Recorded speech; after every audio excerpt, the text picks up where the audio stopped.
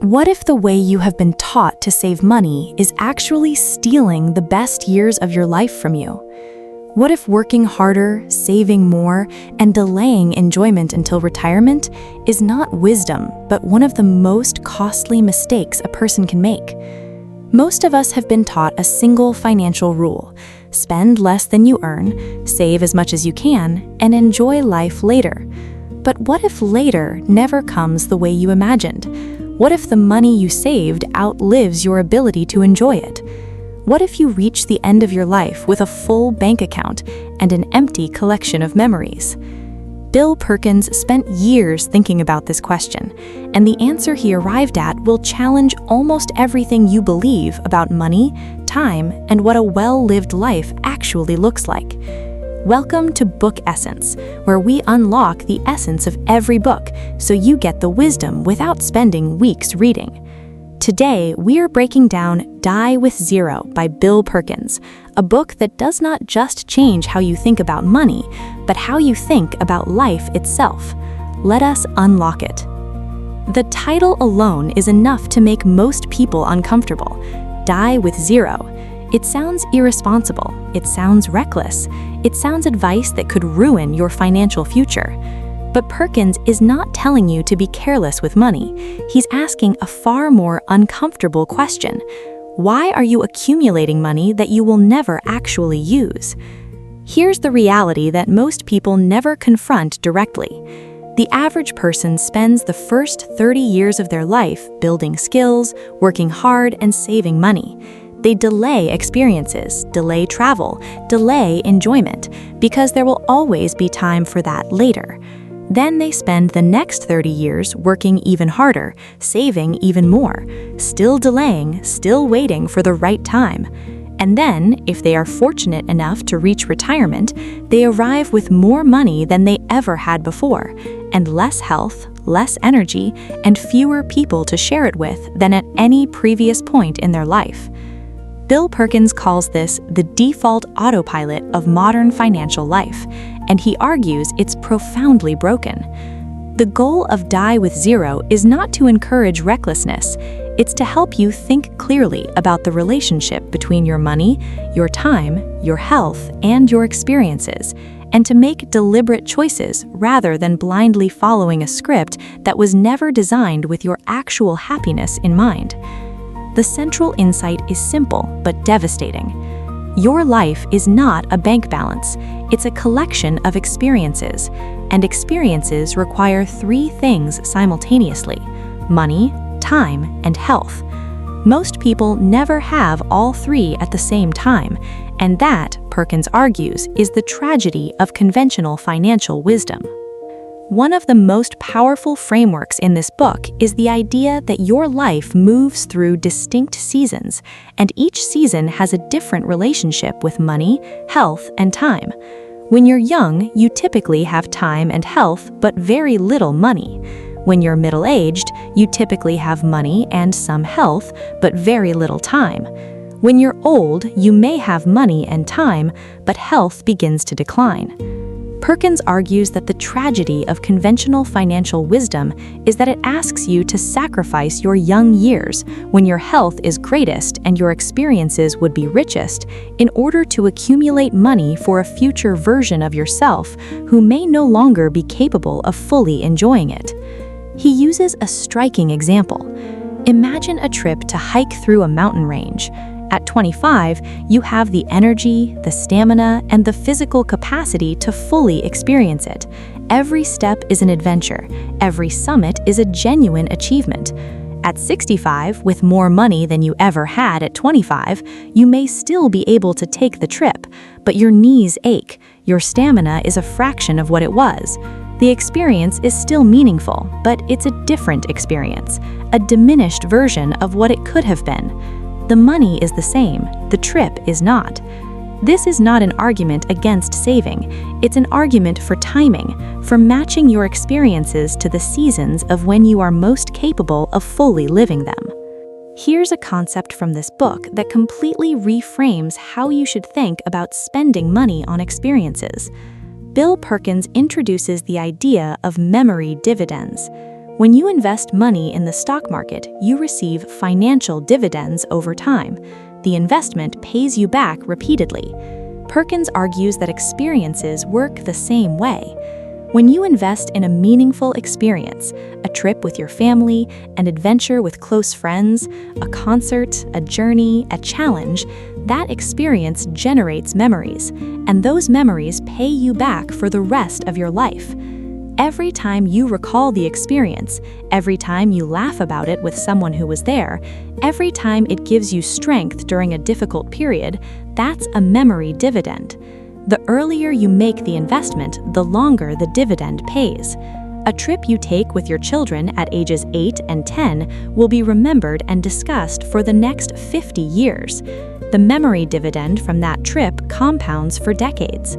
A trip you take with those same children at ages 38 and 40, after you finally have enough money, after you finally have enough time, still generates real memories, but the dividend period is shorter, and the experience itself may be different because your children are different people than they were 30 years ago. Perkins is not saying spend carelessly. He's saying understand what you are actually buying when you spend money on experiences.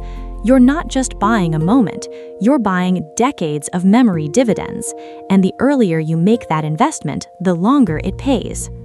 Perkins draws on research about end-of-life regrets, and the findings are both sobering and clarifying. People at the end of their lives almost never regret the experiences they had. They almost never say, "I wish I hadn't taken that trip. I wish I hadn't spent time with those people. I wish I hadn't tried that thing."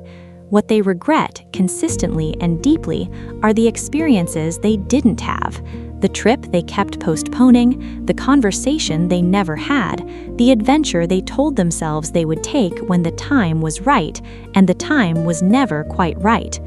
Perkins argues that we drastically overestimate the risk of spending on meaningful experiences and drastically underestimate the risk of not spending on them. We worry about running out of money. We almost never worry concretely and seriously about running out of time. But time is the one resource that's genuinely, irreversibly finite. Money can be earned again. Opportunities sometimes return. But a moment in time once passed is gone permanently. The 40-year-old who skips the family vacation because of financial caution cannot go back at 60 and take that trip with his 10-year-old children. Those children and that version of his family no longer exist. That experience is not deferred, it's gone. Perkins wants you to feel the weight of that reality, not to create anxiety, but to create urgency, the right kind of urgency, the kind that makes you intentional rather than passive. One of the most practically provocative ideas in this book concerns how we think about inheritance and generosity. Most people who plan to leave money to their children or to causes they care about plan to do so through their estate after they die. Perkins challenges this directly. If you intend to give your children $100,000, why wait until you're dead? If they receive that same money at 60, when they themselves may already be financially stable, the impact of that gift is meaningful but limited. If they receive that same money at 28, when they're starting careers, building families, making decisions that will shape the next 30 years of their lives, the impact is transformative. The same amount of money at the right moment in someone's life can change its entire trajectory. Perkins calls this giving with a warm hand rather than a cold one. Giving while you are alive to see its impact, giving while you can share the joy of giving, giving at a moment in the recipient's life when the money can do the most good. He applies the same logic to charitable giving. The causes you care about need resources now, not in 30 years when your estate finally settles. This is a fundamental reframe of how most people think about generosity, from a posthumous transaction to a living, present, joyful act. At this point, you may be thinking, this all sounds right in theory, but how do you actually implement it? How do you spend down your wealth intentionally without the genuine risk of running out too soon? Perkins addresses this directly. He's not suggesting you abandon financial security. He explicitly argues that you should protect yourself against catastrophic risk, healthcare costs, long-term care, unexpected emergencies. What he's arguing against is the accumulation of wealth far beyond any realistic projection of what you will actually use, driven by fear, habit, or a vague sense that more is always safer. He suggests a process of deliberate life planning, mapping out the experiences you most want to have, estimating their realistic cost, and matching your spending to the seasons of your life when those experiences will be most meaningful.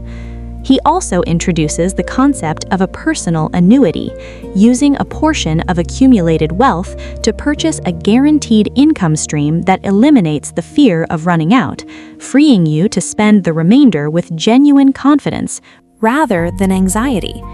The goal is not recklessness. The goal is intentionality. Most people make financial decisions on autopilot, saving reflexively, spending cautiously, and never stopping to ask the most important question: what is all of this money actually for?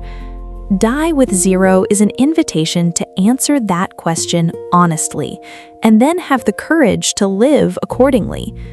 Let us bring together the greatest lessons from Die with Zero. 1.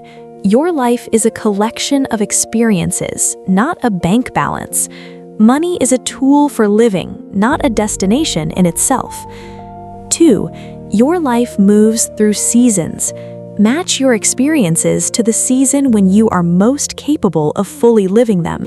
The right experience at the wrong time is a diminished experience. 3. Experiences generate memory dividends. The earlier you invest in meaningful experiences, the longer those memories pay you back. 4. The greatest regrets are not about what you spent. They are about what you did not do. Time is finite. Opportunities expire. Treat them accordingly.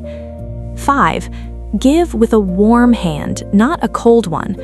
Give your money, your time, and your generosity while you are alive to see its impact, not after you are gone. 6. Intentionality is the goal, not recklessness. Protect against real risk, but stop accumulating wealth you will never use out of fear, habit, or reflex. Bill Perkins ends with a question that every person reading this book must eventually face. If you knew exactly when you would die, how would you live differently? Most of us do not know the answer because we have never seriously asked the question. Die with Zero is the invitation to ask it, to stop living on autopilot, to stop treating your future self as the only version of yourself that deserves a full life. The you that exists today, with the health, the energy, and the people around you that you have right now, deserves a full life too. That is the essence of Die with Zero, and that is what we do here at Book Essence. We take the world's most powerful books and unlock their wisdom, so you can start living more fully today. If this video brought you value, please like, subscribe, and share it with someone who needs to hear this message. Every week on Book Essence, a new book, a new lesson, a new chance to grow. Until next time, keep reading, keep growing, and keep unlocking your essence. See you in the next one.